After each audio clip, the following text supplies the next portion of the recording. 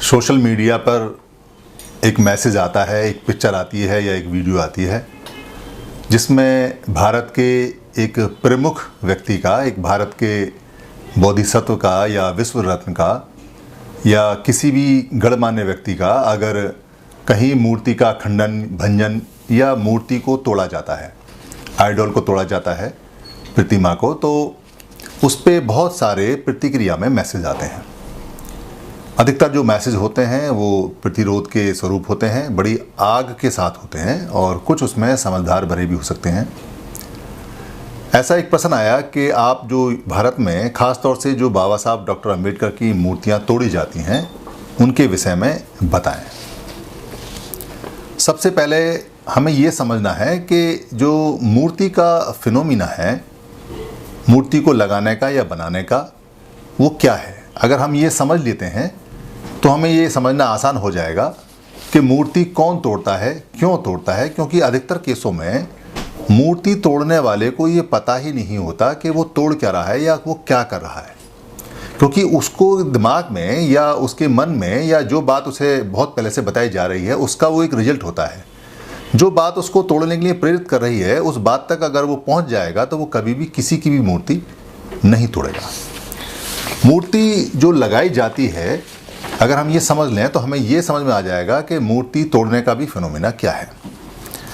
मूर्तियाँ भारत के अंदर तब बननी स्टार्ट हुई, दुनिया के अंदर तब बननी शुरू हुई, आरंभ हुई पत्थर की, खास तौर से जब तांबा आ गया या लोहा आ गया।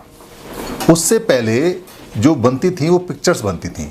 30,000 साल पुरानी पिक्चर्स भारत के अंदर मध्य प्रदेश में भीमबेटका नाम की जो जगह है वहाँ पर मिलती हैं, आपको नेट पर मिल जाएंगी। उसके पहले या उसके बाद लोग हाथ से या पेड़ों पे या पत्थरों पे या कहीं रेत पे या कहीं मिट्टी पे या मिट्टी की मूर्ति है या मिट्टी की चित्रकारी, वो सब चीज़ें, क्योंकि मनुष्य ने जब सीख लिया, उसकी चेतना आरंभ हो गई और समझदारी आरंभ हो गई, तो वो अपनी कला में पारंगत होने के लिए ये सब काम करने लगा। प्रारंभिक मनुष्य से लेके और आज तक भी परंपरागत रूप से अपनी कला को, आर्ट को सुधारने के लिए लोग हर तरह से प्रतिमाएं, मूर्ति, पिक्चर, कलाकारियाँ बनाते रहते हैं। ये एक नेचुरल फिनोमिना है, एक नेचुरल बात है। मगर जो मूर्तियाँ लगाई जाती हैं उनके लगाने के कुछ खास कारण हैं। पहला कारण है प्रेरणा के लिए, यानी कि आप उस मूर्ति से प्रेरणा लें। वो आपके पिता की हो सकती है, माता की हो सकती है, या जिसने आपको कुछ किया है उसकी हो सकती है, या जिसने देश और दुनिया के लिए कुछ किया है उसकी हो सकती है, और वो आप पे घोर शत्रु की भी हो सकती है, जिसे आपसे बहुत ज़्यादा ईर्ष्या है, उसकी भी आप बनवा सकते हैं। उसकी बनवा के आप पैरों के नीचे या ज़मीन में गड़वा सकते हैं। ऐसा ईर्ष्या के कारण भी होता है। प्रेरणा दोनों तरह की होती है, नेगेटिव भी होती है और पॉजिटिव भी होती है। श्रद्धावश बनवा सकते हैं। आपको किसी से बहुत ज़्यादा प्यार हो गया और उसमें प्यार में आप इतने ज़्यादा गहरे चले गए तो श्रद्धावश या अंधश्रद्धावश आप उसकी प्रतिमा या मूर्ति बनवा सकते हैं, जो भी आपका उपास्य है, जो आपका जिसको आप चाहते हैं या जो आपको बहुत अच्छा लगता है। घृणावश भी बनवा सकते हैं। व्यापार के लिए बनवा सकते हैं। व्यापार के लिए मूर्तियां खरीदने बेचने के लिए, क्योंकि लोगों की भावना जुड़ी होती हैं, वो किस तरह की मूर्तियां खरीदना चाहते हैं, किस तरह की बनवाना चाहते हैं, अपनी, अपने पिता की, पड़ोसी की, अपनी माँ की, बहन की या अपनी किसी प्रियतम की, जो भी है, जैसी भी मूर्तियां हैं वो बनवा सकते हैं। और इसका खरीदने बेचने का व्यापार होता है और व्यापार के लिए मूर्तियाँ बना के रखी जाती हैं, ऑर्डर पर भी बनती हैं, इसलिए इसका एक व्यापार भी बहुत बड़ा कारण है। और दूसरा जो व्यापार है, इस पे जो पैसा लोग चढ़ाते हैं अपनी उपासना के कारण, जो इस पे खाना फल फूल चढ़ाते हैं, वो भी एक व्यापार का हिस्सा है, जो व्यापार के कारण ये बनाई जाती हैं। कृतज्ञता प्रकट करने के लिए बनाई जाती हैं। कृतज्ञता का मतलब है कि किसी ने आपको बहुत कुछ दिया और आप उसके प्रति ऑब्लाइज्ड हैं और आप उसको कृतज्ञता प्रकट करना चाहते हैं, तो आप स्टैचू उसके जीते जी, यानी मूर्ति उसके जीते जी बना के दे सकते हैं या बनवा सकते हैं या बाद में लगा सकते हैं और अपनी कृतज्ञता प्रकट कर सकते हैं। साल दर साल ऐसे बहुत सारे लोग हैं जो उनके जन्म तिथि पे या उनकी जो मरण तिथि होती है उस पर आगे अपनी कृतज्ञता या उसको सैल्यूट करते हैं और वहाँ आके अपने श्रद्धासुमन अर्पित करते हैं। अपनी निगाह में ऊंचा उठने के लिए आपने कोई काम किया है और आप चाहते हैं कि मैं बिल्कुल ऊंचा उठूं और अपनी निगाह में ऊंचा उठूं, इसके लिए भी लोग अपनी प्रतिमा खुद बनवाते हैं और लगवाते हैं ताकि वो ऊपर की स्थिति में उठते हुए दिखाई दें और अवमानना के दोष से मुक्त होने के लिए भी। एजुकेशन के लिए बहुत सारी स्टैचू बनती हैं। एजुकेशन जैसे स्कल्पचर होते हैं जो मेडिकल साइंस के अंदर होते हैं या आर्ट में होते हैं, वहाँ जैसे मनुष्य का शरीर है वहाँ उसकी एक मूर्ति बना के उसके जो ऑर्गन्स होते हैं, उसके जो अंग होते हैं, उन अंगों के बारे में, शरीर के अंगों के बारे में बताया जाता है। तो एजुकेशन में बहुत सारी मूर्तियों में काम आती हैं। इसके अलावा कलात्मक दृष्टि से जगह जगह आपको शहरों में, गलियों में, स्ट्रीटों में, चौराहों में कलात्मक दृष्टि से होंगी। वो किसी की नहीं होती। वो एक खूबसूरत नारी की हो सकती है, एक खूबसूरत पुरुष की हो सकती है, एक बच्चे की हो सकती है, एक माता की हो सकती है, एक छोटे बच्चे माता के साथ हो सकती है, एक बूढ़े की हो सकती है। किसी भी तरह की कलात्मक मूर्तियाँ हो सकती हैं जो आपको देखने में सुंदर लगें, जो आपके दिल को अच्छी लगें। ऐसी भी आपको जगह जगह चौराहों पर पूरी दुनिया के अंदर आपको मिल जाएंगी। मनोरंजन के लिए मूर्तियाँ बनाई जाती हैं। आपने देखा होगा गुड्डे गुड़िया की मूर्तियाँ बचपन में आपने खूब खरीदी होंगी। छोटी छोटी होती हैं, सिपाही की मूर्ति है या जज की मूर्ति है या किसी राजा की मूर्ति है या दरबान की मूर्ति है, अलग अलग घुड़सवार की मूर्ति है। ऐसी जो मूर्तियाँ हैं जो मनोरंजन के हिसाब से बनाई जाती हैं। गुड्डे गुड़िया की जो मूर्तियाँ होती हैं वो दुनिया में प्रचलित हैं, उसके लिए बनाई जाती हैं। वर्चस्व के लिए बनाई जाती हैं, यानी कि आप मूर्ति लगाएं, विजय चिन्ह के रूप में लगाएं या वर्चस्व के रूप में लगाएं या एक घोषणा के रूप में लगाएं कि अब हमारा यहाँ अधिकार है, हम यहाँ के बादशाह हैं, हमारा यहाँ सब कुछ चलता है। उसके लिए भी लोग लगाते हैं, अपनी मूर्ति लगाते हैं, अलग अलग तरह से मूर्ति लगाते हैं। हथियारों के साथ भी लगाते हैं, यानी तलवार लेके कोई खड़ा हुआ है, कोई बंदूक लेके खड़ा हुआ है, वर्चस्व के रूप में भी लगाते हैं। शहीदों की लगाते हैं, यादगार के रूप में लगाते हैं, जिसने जो काम किया है उसके हिसाब से लगाते हैं। अपना नाम अमर करने के लिए लोग लगाते हैं, क्योंकि वर्चस्व होगा तो नाम अमर करने के लिए अपनी मूर्तियां लगा देते हैं। क्योंकि अमर होने की लालसा मनुष्य के अंदर बड़ी ज़बरदस्त और बड़ी भारी है, मरना नहीं चाहता, इसलिए अमर होने के लिए अपनी मूर्ति लगा देता है। यकीन नहीं करता, पता नहीं कोई और लगाए ना लगाए, इससे पहले अपनी खुद लगा दें, ऐसा भी होता है। या अपनी मूर्ति के रूप में किसी और की मूर्ति लगा देते हैं। राजनीतिक रूप में मूर्तियाँ लगती हैं राजनीतिक लाभ के लिए, यानी कि आपको लोगों को खुश करना है और उसके बदले में आपको राजनीतिक लाभ मिलेगा, आपको कोई ना कोई फ़ायदा होगा। इसके लिए भी मूर्तियों के माल्यार्पण या मूर्तियों के उद्घाटन बहुत ज़्यादा पूरी दुनिया में होते हैं।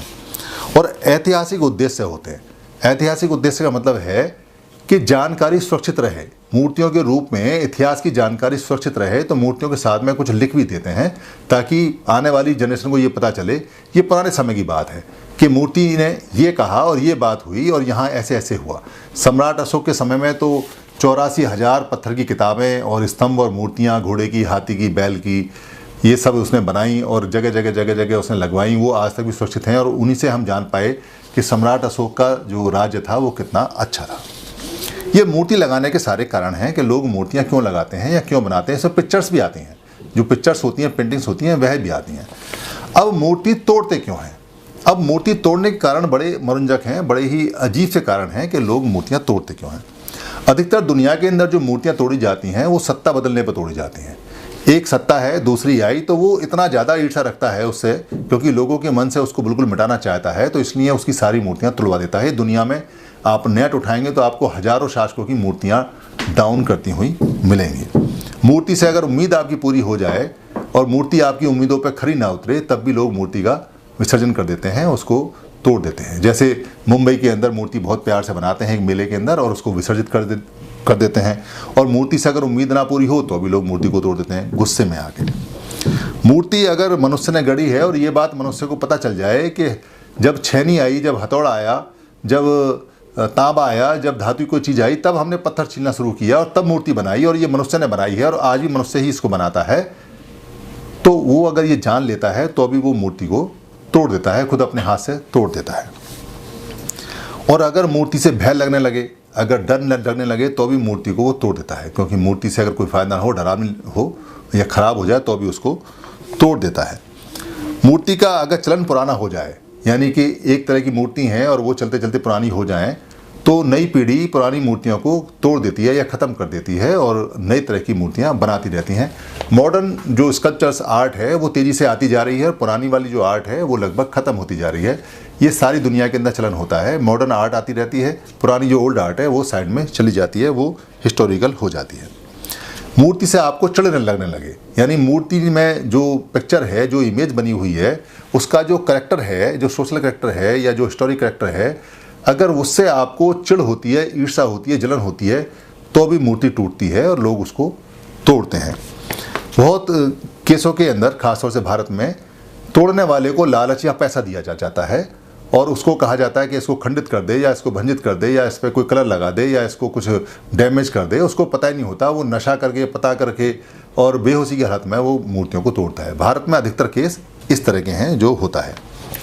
या जो एकाधिकार वर्चस्व को तोड़ना चाहता है उसको भी होता है। राजनीतिक भय से भी होता है। अगर मूर्ति लगती हैं और उसका राजनीतिक नुकसान हो तो भी मूर्तियाँ तोड़वाई जाती हैं। भारत में मूर्ति तोड़ने के ये कारण है, ऐतिहासिक कारण तो है ही, क्योंकि इतिहास को अगर मिटाना हो तो मूर्तियों को और पत्थर पर जो लिखी हुई आलेख है या जो बनाया हुआ है उसको अगर आप मिटा देंगे तो वो इतिहास मिट जाएगा और नया इतिहास आप बनाए ना बनाए। तो इतिहास मिटाने के लिए भी मूर्तियाँ तोड़ी जाती हैं। ये मूर्ति तोड़ने के कारण है और मूर्ति बनाने के कारण है।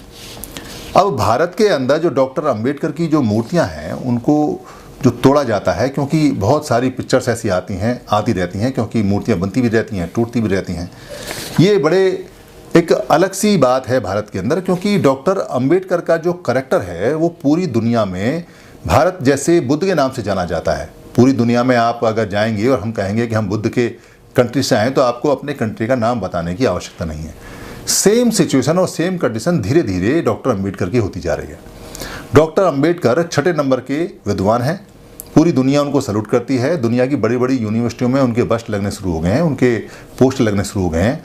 और आप ध्यान दीजिए इस खास बात को कि दुनिया में डॉक्टर अंबेडकर जैसा भारत में कोई और व्यक्ति नहीं है जिसको लोग मानते हैं, दुनिया के विद्वान। और दुनिया में भारत के अंदर, भारत में डॉक्टर अंबेडकर जैसा कोई दूसरा विद्वान भी नहीं है जिसे दुनिया माने। आप पूरी हिस्ट्री उठा लीजिए, आप पूरी हिस्ट्री उठाएंगे तो आप ये पाएंगे कि बुद्ध के बाद में डॉक्टर अंबेडकर ही वो व्यक्ति हैं जिनकी विद्वता को, जिनकी नॉलेज को, जिनके ज्ञान को, जिनकी एजुकेशन को, जिनकी जानकारी को, जिनके करेक्टर को, जिनके व्यवहार को और जिनकी आदत को और जिनके काम को, क्योंकि उन्होंने दुनिया में उस समय 6 करोड़ लोगों का एक साथ फ़ायदा किया। ये दुनिया में सबसे ज़्यादा अकेले व्यक्ति द्वारा लोगों का उद्धार है। 6 करोड़ व्यक्तियों का उद्धार दुनिया में आज तक किसी ने एक साथ नहीं किया और ना ही ऐसा संविधान बनाया जो 20 देशों ने एडॉप्ट किया है और आज उसको फॉलो बहुत सारे लोग करते हैं। तो ये छवि जो है, ये छवि इतनी बड़ी छवि है, ये अगर कोई आदमी उसको तोड़ता है तो ये लाजमी है कि आप उसको ये नहीं बता पाए कि डॉक्टर अंबेडकर भारत के हैं, भारतीय हैं जैसे आप भारतीय हैं। वो कहीं बाहर के नहीं हैं, दुनिया के किसी दूसरे देश के नहीं हैं और उन्होंने कोई ऐसा काम नहीं किया जो दुनिया को नुकसान पहुंचाता हो। भारत की तो बात छोड़िए, भारत को तो उन्होंने बहुत फ़ायदा दिया है, दुनिया को भी नुकसान पहुंचाता हो। ऐसे इंसान की जो व्यक्ति मूर्ति के तोड़ने के बारे में सोचता है नादान है, उसको पता नहीं है। गलती आपकी है कि आपने उनकी खूबियों को पूरी दुनिया तक नहीं पहुंचाया, नहीं बताया। आपने नहीं बताया कि डॉक्टर अंबेडकर पूरी दुनिया के हैं। आप नहीं बता पाए कि डॉक्टर अंबेडकर पूरे भारत के हैं। आप डॉक्टर अंबेडकर को बहुत छोटा करके अपने तक सीमित रखना चाहते हैं। इस बात से लोगों को परेशानी होती है कि आप डॉक्टर अंबेडकर जैसी विशाल छवि को लोगों के दिलों तक नहीं स्थापित कर पाए। मूर्तियों का पूजन नहीं करना चाहिए। कुछ लोगों ने डॉक्टर अंबेडकर की मूर्ति लगा के और सर झुका के प्रणाम करते हैं, लेट जाते हैं। डॉक्टर अंबेडकर ने अपने जीते जी बहुत लोगों की पिटाई छड़ी से की जो उनके पैर छूना चाहते थे। पूजा के वो विरुद्ध थे, मनुष्य और व्यक्ति पूजा के बिल्कुल विरुद्ध थे। ऐसे ही बुद्ध के अंदर, बुद्ध ने भी अपनी मूर्तियों के लिए कभी नहीं कहा। लोगों ने उनकी मूर्तियाँ बनानी शुरू कर दी और उनकी पूजा भी शुरू। बुद्ध ने कहा था कि अगर मुझसे मिलना हो तो जो मैं लिख के जा रहा हूँ या जो मैंने बताया है या जो त्रिपिटक में है आप उसको देखना, मैं दिखाई दूंगा। ऐसी डॉक्टर अंबेडकर के हैं जो वॉल्यूम्स हैं, जो किताबें हैं, उनको देखना चाहिए, उनको पढ़ना चाहिए। दुनिया में मूर्ति तोड़ने का और मूर्ति पूजने का कोई चलन आज की डेट में नया नहीं है। आपको ध्यान होगा कि मोहम्मद मुस्तफ़ा सल्लल्लाहु अलैहि वसल्लम जो थे, उन्होंने काबा से 360 मूर्तियाँ निकाल कर बाहर फेंकी।